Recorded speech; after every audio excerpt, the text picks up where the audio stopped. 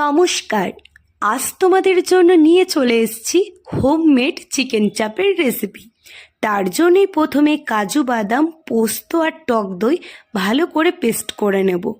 এরপর এর মধ্যে রসুন, আদা, কাঁচা লঙ্কা পেস্ট, লঙ্কা গুঁড়ো, আমুল দুধ, বিরিয়ানি মশলা, রোজ ওয়াটার, কেওড়া জল আর মিঠা আতর দিয়ে আর দেব রোস্টেড বেসন ও পেঁয়াজ বাটা দিয়ে ভালো করে মিক্সড করে নুন মিশিয়ে চিকেনের পিসগুলো দিয়ে ওর উপর অল্প একটু ঘি ছড়িয়ে নিয়ে ভালো করে ম্যারিনেট করে 8-9 ঘন্টা রেখে দেবো।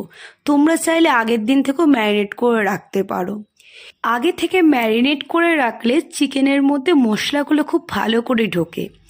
এরপর ফ্রাইং প্যানে সাদা তেল ও ওর মধ্যে একটু ঘি দিয়ে ভালো করে গরম করে চিকেনের পিসগুলো দিয়ে মিনিট 10 থেকে 15 লো ফ্লেমে ভেজে নিতে হবে।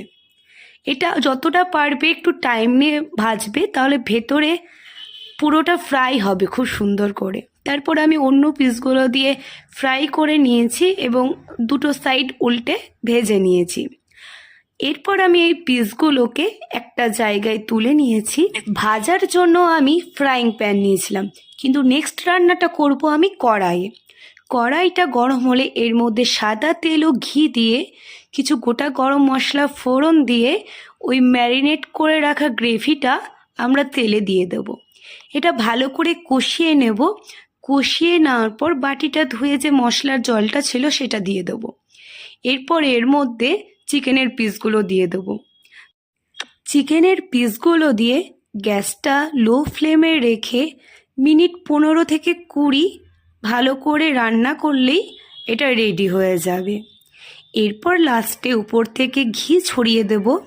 তাহলেই খুব সুন্দর একটা যে ফ্লেভারটা আসে না টেস্ট করলে বুঝতে পারবে না। এই রান্নাটা খুবই ইজি, তবে বাড়িতে এটা ম্যারিনেট করে রাখার জন্য একটু টাইমের প্রয়োজন। তোমরা চেষ্টা করবে আগের দিন ম্যারিনেট করে রাখতে, তাহলে তোমরা বাড়িতে এই রান্নাটি ট্রাই করো এবং আমার রেসিপি ফলো করে করো এবং আমাকে কমেন্টে জানিও যে রেসিপিটি কেমন হয়েছিল।